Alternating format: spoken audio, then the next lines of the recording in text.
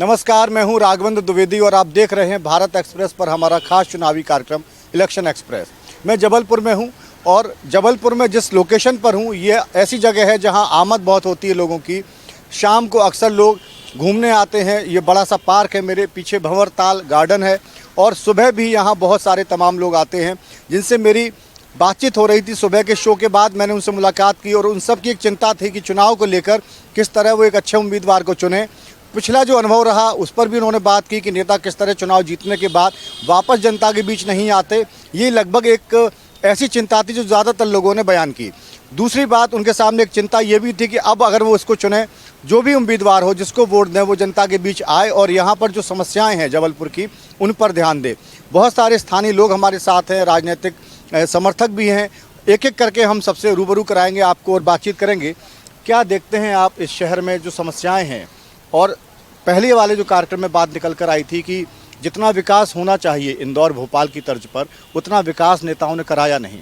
लोगों का कहना था कि नेताओं ने अपना विकास तो खूब किया, क्षेत्र का विकास उस तरह नहीं किया। मुद्दा ही है जबलपुर का कि अपना विकास तो सारे नेता कर रहे हैं। काफ़ी नेता हैं, नाम लेना नहीं चाहूँगा, बट सांसद भी हैं, विधायक भी हैं, काफ़ी टाइम से हैं। मोनोपली हो चुकी है कि उस सीट से वही लड़ेंगे और वही जीतेंगे, बाकी काम कुछ नहीं करना है। विकल्प के रूप में बहुत से हमारे मित्रगण इस बार खड़े हुए हैं, तो हम चाह रहे हैं कि वो उस विकल्प को जनता पूरा करे और हमारे जो यूथ के लिए है, हमारे शहर के लिए है, योगदान दें कि हमारा शहर इंदौर और भोपाल जैसे तरक्की करे। भोपाल में मेट्रो है, इंदौर में मेट्रो है, हमारे जबलपुर शहर में तो रोड और ओवरब्रिज भी सही नहीं है। अभी रोड और ओवरब्रिज भी सही नहीं है, ये बड़ी चिंता की बात है।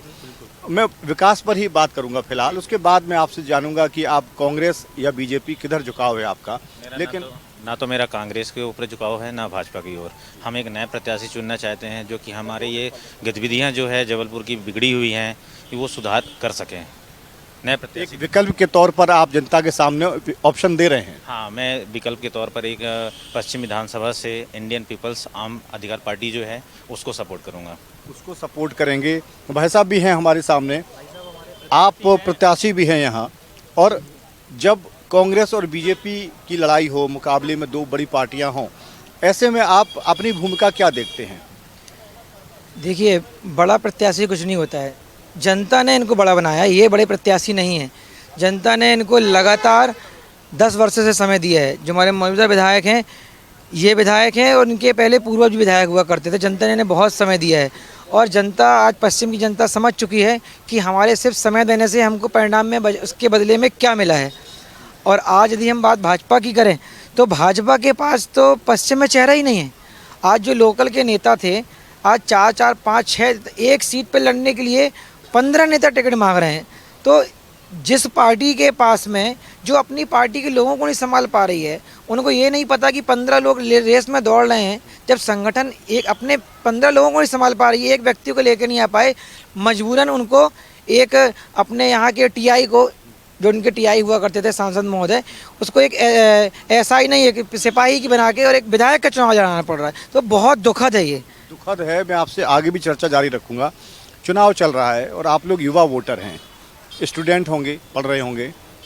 आपकी उम्मीदें क्या हैं इस चुनाव से और क्या माहौल देख रही हैं आप? किस तरह लोग आपके पास आ रहे हैं, वोट मांग रहे हैं या नहीं मांग रहे हैं? सर, मेरे अकॉर्डिंग तो लोक हित होना ज़रूरी है। मतलब लोगों ने क्या कर दिया है, वोट को मतलब पार्टीज़ के अकॉर्डिंग देखने लगे, या तो भाजपा या तो कांग्रेस, पर विकास के ऊपर कोई नहीं देख रहा है। मतलब जो लोकल जनता होती है, जिनको मतलब इतना नॉलेज नहीं होता है, तो वो तो सिर्फ जाते हैं, पूछते तुमने किसको वोट दिया, मैंने बोला इसको दिया, तो वो मैं भी जा रहा हूँ उसमें देने। तो वो चीज़ नहीं होनी चाहिए। लोगों को अवेयरनेस भी नहीं है। और दूसरी बात सर, मतलब एजुकेशन सेक्टर में पढ़ाई हो रही है, बट उसके अलावा अनएम्प्लॉयमेंट कितना ज़्यादा बढ़ गया है। मैं आपसे बारी बारी से बात करूँगा। अच्छा सवाल आपने उठाया कि एजुकेट तो लोग हो रहे हैं, एम्प्लॉयमेंट उस तरह रेशियो में नहीं मिल रहा है। रेशियो में नहीं मिल रहा है। उसके अलावा मेरी एक और बात है, सब्सिडीज़ जो है, मतलब लोग ना सब्सिडीज़ का फ़ायदा उठा रहे, जो लोग मतलब योग्य नहीं भी है। मैंने अपने एरिया में देखा, बहुत सारे लोग मतलब उनके खूब मतलब पैसे हैं, बट उन्होंने प्रधानमंत्री की वो जो 2.5 लाख वाली योजना निकली थी उसका फ़ायदा उठाया। तो मतलब यहाँ पर सर करप्शन बहुत ज़्यादा हो रहा है। मैंने देखा लोग बेटियों की शादी नहीं भी करा रहे, तो पहले से क्या कर रहे हैं, पैसे उनके बीच में पैसे का आदान प्रदान होता है, जो कि मतलब बहुत गलत है। इससे जो लोकल जनता है, जिनको प्रॉफिट मिलना चाहिए, वो नहीं मिल पा रहा है। जो जिनको सही हक मिलना चाहिए वो वंचित रह जाते हैं, ये चीज़ मेरे लिए मतलब बहुत बुरी लगती है, परेशान करती है। बड़ा अच्छा सवाल आपने उठाया कि सरकारी योजनाओं का लाभ सही व्यक्ति को मिले, उसके लिए पूरे सिस्टम को काम करना चाहिए। लेकिन जैसा आप कह रही हैं, क्या नाम है आपका? दिव्या जायसवाल। दिव्या, जैसा आप कह रही हैं कि जो लोग पात्र नहीं होते वो भी फ़ायदा लेते हैं, वो गलत बात है। आपका भी वोट बन गया? जी सर, मेरा भी वोट बन गया है। तो ऐसे में अब आप वोट करेंगी, क्या चल रहा है आपके जहन में? मेरे जहन में ये है कि क्वालिटी एजुकेशन हो, और जैसे दूसरे स्टेट्स में हैं बहुत अच्छी मतलब कंपनीज, आईटी कंपनीज है, वैसे जबलपुर में भी हो, ताकि स्टूडेंट्स को बाहर ना जाना पड़े और यहाँ की भी क्वालिटी एजुकेशन और चीज़ें अच्छी हों। अच्छी शिक्षा व्यवस्था लोगों को मिले जिससे बाहर ना जाना पड़े। और लोगों ने तो हमसे ये भी कहा कि जो लोग पढ़ लिख लेते हैं, उद्योगों का अभाव है यहाँ, तो इसमें पलायन करना पड़ता है, लोगों को बाहर जाकर नौकरी करनी पड़ती है। जबकि ये बीजेपी का यहाँ ठीक ठाक दबदबा है इस इलाके में। सांसद राकेश सिंह 3 बार जीत चुके हैं चुनाव, उसके बाद भी उस तरह का विकास 4 बार। और चूंकि अब फिर से एक बार स्थिति उनके सामने विधानसभा चुनाव की है, लेकिन जनता इस बार शायद जागरूक है। हाँ, यह सर, जनता इस बार जागरूक है। बहुत से लोग देख रहे हैं कि वोट धर्म के नाम पे नहीं देना है, एक्चुअल जो वर्क कर रहा है उनके नाम पे देना है। धर्म के नाम पर नहीं देना है, कर्म के नाम पर देना है। धर्म के नाम पर देना है। आप कुछ नहीं बोलना चाहेंगी? कुछ तो आपके मन में होगा कि चुनाव को लेके? नहीं। अच्छा, आप क्या कहना चाहेंगे? मैं तो कहना चाहूँगा पॉलिटिकल लीडर ऐसा हो जो सब यूथ के लिए काम करे, यूथ के साथ सीनियर सिटीजन के लिए भी काम करे, ऐसा होना चाहिए। बुजुर्ग हैं उनका भी ख्याल रखे, युवाओं का भी ख्याल रखे, यस सर। आम जनता सबके लिए काम। जनता के साथ साथ बुजुर्गों का भी ख्याल रखे, ताकि दोनों का वोट मिलके फिर एक अच्छी सरकार बने। देखिए, ये एक अच्छी बात है, नई उम्र के बच्चे हैं, यूथ वोटर हैं, और ये जिस तरह की अपनी बात या चिंता को सामने रख रहे हैं, उसमें एक संकेत भी छुपा है कि कोई भी हो, समाज के हर तबके के लिए काम करना चाहिए। आपसे मैं एक बात जानना चाहूँगा, विकास कितना बड़ा मुद्दा है जबलपुर में, और नेताओं का चरित्र क्या रहा अब तक? चुनाव जीतने के बाद वो जनता के बीच आए या नहीं आए? विकास बहुत बड़ा मुद्दा है जबलपुर के लिए, क्योंकि जबलपुर से जो युवा तो टोटल पलायन हो रहे हैं, पढ़ने लिखने के बाद सब युवा चले जा रहे हैं बाहर।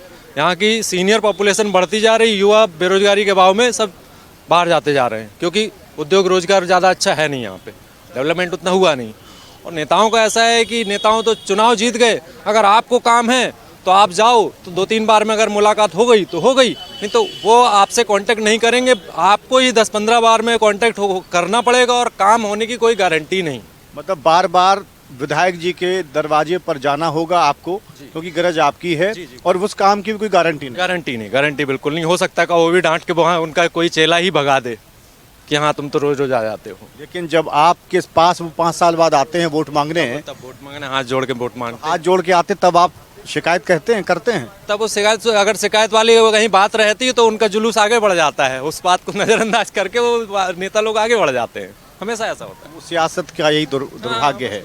फिर से एक बार आप मैं रुक करूंगा, लेकिन आपसे पहले मैं भाई सबसे बात कर लूं, आपके एजेंडे में क्या है? आप अगर विकल्प के तौर पे खुद को पेश कर रहे हैं, और आपको पता है 2 बड़ी पार्टियों के बीच में जब मुकाबला होता है, तो कहीं ना कहीं ये माना जाता है कि इस तरह के जब विकल्प पैदा होते हैं तो वो वोट कटुआ की हैसियत भर होते हैं, इतना जनाधार उनका नहीं होता कि वो एक बड़े चुनाव को निकाल सकें। किस आधार पे आप जनता के बीच जा रहे हैं और वोट मांग रहे हैं? देखिए, मैं विगत 10 वर्ष से समाज सेवा का कार्य कर रहा हूँ, और हमारे जो देश है वो सबसे पहला है शिक्षा व्यवस्था, और इस विषय पे पिछले 8 वर्ष से मैंने बहुत शिक्षा पे आंदोलन भी किए हैं। मैंने अनशन में जैसे कार्य भी किए हैं, 72 घंटे का अनशन भी मैंने किया है स्कूल फीस माफ़ी को लेके। आज शिक्षा व्यवस्था जो है बिल्कुल पूरी तरीके से ठप है। सरकारी स्कूल में ये है कि आप अपने बच्चों को सरकारी स्कूल में पढ़ाना नहीं चाहते, जबकि आज अगर जनता ने विकल्प के रूप में दिल्ली में आम आदमी पार्टी को भी लेके आई है, आज वहाँ का जो एक ढांचा है, एजुकेशन सिस्टम है, आज उसको नकारा नहीं जा सकता। आज पूरा देश उसके लिए आज जान चुका है कि बहुत अच्छी व्यवस्था है। हमारा भी एक लक्ष्य है कि शिक्षा व्यवस्था सबसे बेस्ट होना चाहिए, और शिक्षा का जो एक व्यापारीकरण बना दिया गया है। आज बड़े बड़े स्कूल हैं, प्राइवेट स्कूल हैं, लाखों फीस है, सब आधे से ज़्यादा स्कूल नेताओं के हैं, इसलिए इन पर कोई गाज नहीं गिरती, इस पर कोई काम नहीं करता। जबकि हमारे यहाँ जब बच्चे जो होते हैं, शिक्षा और स्वास्थ्य हमारा मूलभूत अधिकार है, और ये निःशुल्क होना चाहिए। तो मेरा सबसे बड़ा मेरा एक संकल्प है कि शिक्षा और स्वास्थ्य को मैं नंबर 1 लेके जाऊंगा, और ये पूरी तरह से निःशुल्क करूंगा। कोविड जैसे महामारी में फीस वसूली गई है स्कूलों से, अगर उसकी कंप्लेंट करने हम जाते थे किसी थाने में या कहीं तो उनका रसूदों का फ़ोन आ जाता था, मंत्रियों का फ़ोन आ जाता था, पुलिस वाले कार्रवाई नहीं करते थे। हम दोनों का पता चलता है। हम दोनों ने इसमें काफ़ी हुआ, हमारा विवाद भी हुआ SITI DSP साहब से 3 बार विवाद हुआ था इस विषय में हम लोगों से कि भाई किसी महिला को आप गलत व्यवहार कर रहे हो, उसके बच्चे को TC नहीं दे रहे हो और बोल रहे हो कि आप फीस चुकाइए, लेकिन वही नेता अब आके हाथ जोड़ रहे हैं कि हमें एक बार फिर मौका दीजिए। कैसे दे सकते हैं हम तो विकल्प इसमें देखिए बड़ा प्रभावित होती शिक्षा व्यवस्था, पेरेंट्स को भी परेशानी होती है। डिमोरलाइज होते हैं बच्चे जो वहाँ पढ़ रहे हैं, वो डिमोरलाइज होते हैं। उसके बाद आपने TC नहीं दी, अब वो बच्चा उस स्कूल में जाता तो एक डर बना होता है कि सर हमको डांटे ना, हमारे पापा की तनख्वाह नहीं आई, हम फीस कैसे जमा करेंगे, तो सबके सामने हमें इंसल्ट फील होगा। अगर इस वजह से लड़के गलत कदम उठा लें तो फिर पेरेंट्स क्या करेंगे? ठीक बात है और ये बिल्कुल वाजिब बात है।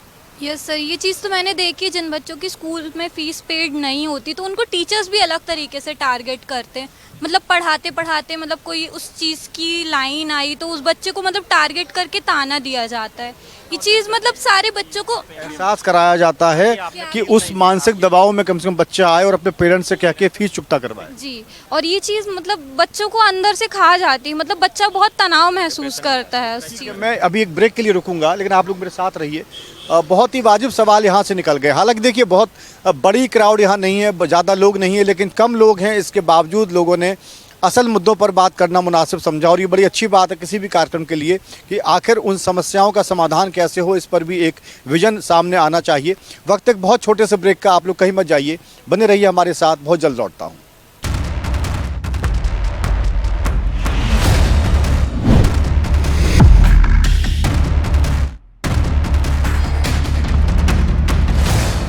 ब्रेक के बाद फिर से एक बार आपका स्वागत है। कुछ युवा साथी और जुड़े हैं इस डिबेट में। आपसे मैं जानना चाहूँगा कि चुनाव चल रहा है और आपके दिमाग में क्या चल रहा है? बीजेपी को वोट करेंगे, कांग्रेस को करेंगे या कोई थर्ड ऑप्शन को देखेंगे? नेता कैसा होना चाहिए आपका? नेता ऐसा होना चाहिए कि जैसे लोग पैसे बांटते हैं, नेता लोग पैसे नहीं देने चाहिए और साड़ी लोग भी बांटते हैं, ये सब नहीं करना चाहिए। उनको वोट नहीं देना चाहिए। जो ये सब नहीं करता उनको वोट देना चाहिए। जैसे इस समय कांग्रेस है, कांग्रेस कुछ नहीं कर रही है तो कांग्रेस को वोट देना चाहिए। मतलब आप बदलाव की बात कर रहे हैं कि आपके हिसाब से बदलाव होना चाहिए। आपके हिसाब से आपका विधायक कैसा हो? नहीं, इससे कोई मतलब नहीं है कि हम लोग कैसे मतलब बिहेवियर कैसा उनका, इट्स डजंट मैटर दैट। अगर हम लोग अपनी योग्यता में आ जाएं तो हमें जैसे 5 साल बाद चुनाव होता तो इसके बीच में जो अंतर होता है इसमें हम लोगों का एक्सपीरियंस में अनुभव करना चाहिए कि यहाँ पे कौन क्या कर रहा है और किसने क्या वायदे किए थे वो पूरे किए कि नहीं, उसके आधार पर आप फैसला लें। यस, ठीक है, ये आपका अपने एक ऑब्जर्वेशन है और ये सही ऑब्जर्वेशन है। ये देखिए आप लोग नए जुड़े हैं डिबेट में। इसके पहले मैं चर्चा कर रहा था विकास कितना हुआ, आपका विधायक कैसा हो, किसको चुनेंगे आप और किस आधार पर चुनेंगे? हम तो पूर्व से आते हैं और हमारे वो 3 लोग खड़े हैं MIM से हैं, अंचल सोनकर जी है, लखन गंगोलिया जी है, गज्जू सोनकर जी, तीनों हैं और हम लोग वोट तो सिर्फ विकास के आधार पर ही देते हैं। वाकई विकास के आधार पर देते हैं, क्योंकि देखिए जब पिछले 5 सालों में तो हमारे वार्ड में कोई काम नहीं हुआ। अभी पार्षद के चुनाव में MIM की 2 सीट निकली, कुछ विकास नहीं हुआ हमारे यहाँ। तो समझ लीजिए कि हम MIM के नाम पे तो कोई वोट नहीं मिलने वाला। कांग्रेस और बीजेपी के नाम पे देखेंगे कि आगे चल के क्या है, लेकिन अभी तो कोई निर्णय नहीं लिया हमने। अच्छा, अभी तक आपने फैसला नहीं लिया, लेकिन आप भी वेट एंड वॉच की पॉलिसी अपना रहे हैं। हाँ, हम तो ज़्यादा नाटों में डालने की सोच रहे हैं कि धीरे धीरे चुनाव प्रचार जब आगे बढ़ेगा, 17 तारीख से पहले शबाब पे जब चुनाव प्रचार होगा तब आप लोग तय करेंगे कि आखिर किसको वोट दिया जाए। सही बात है। ये अभी पब्लिक थोड़ा सा कंफ्यूज भी है क्योंकि अब पब्लिक थोड़ा जागरूक भी है, तो ये भी देखना चाहती है कि जो पुराना जो पैटर्न था। ये भी एक अजब रिश्ता है। रिश्ता इस तरह का है कि जब ज़्यादा जागरूक होते हैं इंसान तो वो कन्फ्यूजन में हो जाते हैं। वो ये तो ऑब्वियसली होनी है कि तय नहीं कर पाते कि अच्छा उम्मीदवार कौन है। उम्मीदवार कौन है, ये तो फैक्ट है क्योंकि वादे तो सभी करते हैं, लेकिन अब देखते हैं कि फिर वाद में जुमलों में तब्दील हो जाते हैं। लोगों का अपना आकलन क्या है, पिछले वायदे पूरे किए कि नहीं किए, आखिर उसी आधार पर आप तय करेंगे। ये सब भी है, कुछ फैक्टर आदमी देखता है कि विकास को देख के और आगे क्या रणनीति है पार्टियों की, मतलब आम पब्लिक के लिए, तो ये भी एक बहुत बड़ा इम्पोर्टेंस है। ये बड़ी एक इम्पोर्टेंट बात है। वो सर जहाँ तक चुनाव का मुद्दा है, ये तो कल राहुल गांधी के आने के बाद हमारे क्षेत्र में डिसाइड होगा कि किसको पार्टी में ज़्यादा उम्मीद चांस बन रहा है, क्योंकि कल राहुल गांधी का रोड शो है, तो फिर पार्टी किधर जा रही है, पब्लिक पार्टी के बड़े नेता किस तरह माहौल बनाते हैं, किस तरह रैलियां करते हैं, उससे भी फर्क पड़ता है। 8 विधानसभा की सीटों में इम्पैक्ट तो पड़ेगा ही काफ़ी। और जब पिछले बार भी 4 सीट थी, और अब की देखते हैं क्या माहौल बनता है। वैसे उम्मीद तो कांग्रेस की ज़्यादा है। कांग्रेस की ज़्यादा है उम्मीद आपको। युवा वोटर हैं आप लोग, क्या सोच रहे हैं और किसको वोट करेंगे आप? हम भाजपा सरकार से बहुत नाखुश है। हम युवा है, हम भर्ती मारते हैं आर्मी की, इन्होंने 4 साल ही कर दी है, इसलिए हम भाजपा को वोट नहीं देंगे। अच्छा, भाजपा को वोट नहीं देंगे आप? भाजपा को वोट देते हैं आज से पहले, पर अब हम नाखुश है भर्ती की वजह से। भर्ती की वजह से नाखुश हैं आप? नाखुश है, तो मतलब कांग्रेस की तरफ जाएंगे कांग्रेस की वोट दिया जाएगा पक्का। या और भी कोई विकल्प तलाशेंगे? नहीं नहीं, कांग्रेस ने वादा करा है हम 15 साल की पूरी करेगा नौकरी, इसलिए हम कांग्रेस को वोट देंगे। वादे पे खरा उतरेगी कांग्रेस, ये भरोसा है आपको? हाँ, भरोसा है पूरा।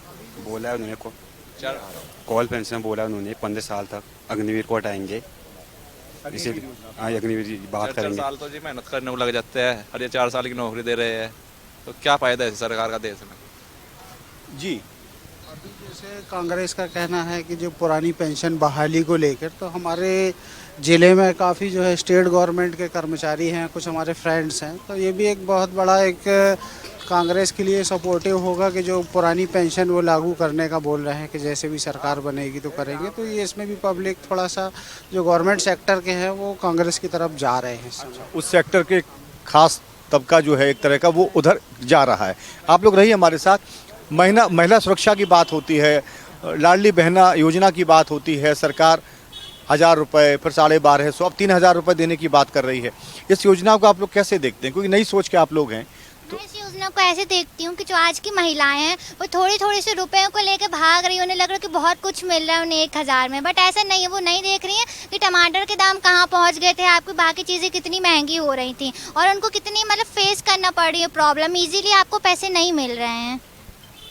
वो जो मिल भी रहे हैं वो चुनाव से पहले योजना लागू होती है, और उस आधार पर देने का ऐलान किया जाता है कि बदले में वोट चाहिए किसी पार्टी को। ये एक तरह की लॉलीपॉप है जो जनता को दिखाई जा रही है। ये एक खरी बात तो कही है ना? देखिए, इसमें इसका भी एक प्रभाव पड़ता है, वोट खींचने का एक तरीका है, लेकिन इसमें जो और जनता से मेरी बात हो रही थी उनका कहना था कि लोगों को एक तरह से ठल्ला बनाने का भी काम है, सरकारी खजाने को लुटाने की बात है, और वो टैक्स पेयर्स का पैसा है, उसको आप लुटा रहे हैं। यस सर, ये बात तो सही है। मतलब अगर ये पैसा अपन कोई अच्छी चीज़ मतलब डेवलपमेंट के लिए करें, और कोई अट्रैक्टिव टूरिस्ट को करें, उस चीज़ को बनाने में करें, या फिर मतलब रोज़गार के लिए करें, शिक्षा के लिए करें, तो वो चीज़ वाजिब है, मतलब अच्छी है। लेकिन अगर आप 3-3 हज़ार रुपये फ्री में सबको दे रहे हैं, और आप बिजली बिल बढ़ाए जा रहे हैं, आप मतलब इससे सर इकॉनमी इनबैलेंस होती है, क्योंकि वो इकोनॉमी इनबैलेंस होती है। बड़ी इंपॉर्टेंट बात कही आपने, और उसी से अगर पैसे से पैसा जनरेट करें वो समझदारी भरा कदम होगा। यस सर, फ्री की रेवड़ी बांटने के बजाय। यस सर, इससे मतलब लोग ना समझ नहीं रहे इस बात को कि वो जो इकॉनमी है उसमें महंगाई क्यों आ रही है। वो टैक्स का पैसा इनके पास जा रहा है, तो पैसे की कमी होती है, उससे महंगाई बढ़ रही, पर लोगों को लगता है महंगाई बढ़ रही है और उनको ये भी चाहिए कि पैसे भी चाहिए, सब्सिडी भी चाहिए, हर ओके ओके। आखिरी कमेंट के तौर पे छोटा कमेंट, क्या कंक्लूसिव रिमार्क है आपका? कंक्लूसिव रिमार्क के उस पर तो नहीं जाएंगे, बट हाँ विकल्प इन दो पार्टियों के अगेंस्ट में जाना चाहिए। विकल्प चाहिए, तैयार होना चाहिए। जैसा पंजाब ने देखा, या जैसे और भी स्टेट में छोटा लोकल पार्टीज जो हो रही हैं, इस विकल्प में मध्य प्रदेश को जाना चाहिए, ये मेरा है कहना है। आपका क्या कहना है? लोकल चुनाव में नेता भी लोकल लेवल पे लोगों से मिलते हुए एक्टिव रहना चाहिए, ऐसा होना चाहिए। जरूरी नहीं बहुत बड़ी पार्टी का ही हो। ये जो भाई साहब का जिक्र कर रहे थे वो वही कह रहे हैं कि विकल्प भी हमेशा होना चाहिए, मोनोपोली नहीं होती। मोनोपोली नहीं। बिल्कुल, यदि आप एक्चुअल विकास चाहते हैं तो लगातार आप किसी को वोट ना करें। 5 साल यदि व्यक्ति ने काम किया है तो ही उसको वोट करें, नहीं तो विकल्प में साथ में लेके चलें, तभी ये दोनों पार्टियों को सबक मिलेगा और जनता का एक्चुअल विकास होगा। ठीक है। थैंक यू भाई साहब, बहुत शुक्रिया आप लोगों का। कई महत्वपूर्ण बातों का जिक्र आया इस बातचीत में, और जैसा कहा गया कि एक सरकार को छोड़ के आप दूसरी सरकार की तरफ जाते हैं अगर, या किसी पार्टी के बजाय दूसरी पार्टी की तरफ जाते हैं, तो उसमें कहीं ना कहीं उनको लगता है कि ये नहीं तो हम सत्ता में आएंगे। लेकिन यहाँ लोगों का कहना है कि असल मुद्दों पर बात होनी चाहिए, विकास के मुद्दे पर चुनाव होना चाहिए, और उम्मीदवार जिसको भी जनता चुने वो उसके जो भी वायदे हैं कम से कम वो उन 5 सालों में, अगले 5 साल में पूरा करे। और तीसरी एक बात निकल कर जो महत्वपूर्ण है कि एक विकल्प के तौर पर भी किसी को होना चाहिए कि जनता को जहन में ये रहे कि अगर हम विकल्प के पास जाते हैं, अगर 2 बड़ी पार्टियों को छोड़ के, तो उससे उन बड़ी पार्टियों को सबक मिलता है। इस कार्यक्रम में फ़िलहाल इतना ही। आप बने रहिए भारत एक्सप्रेस के साथ। मुझे दीजिए इजाज़त। नमस्कार।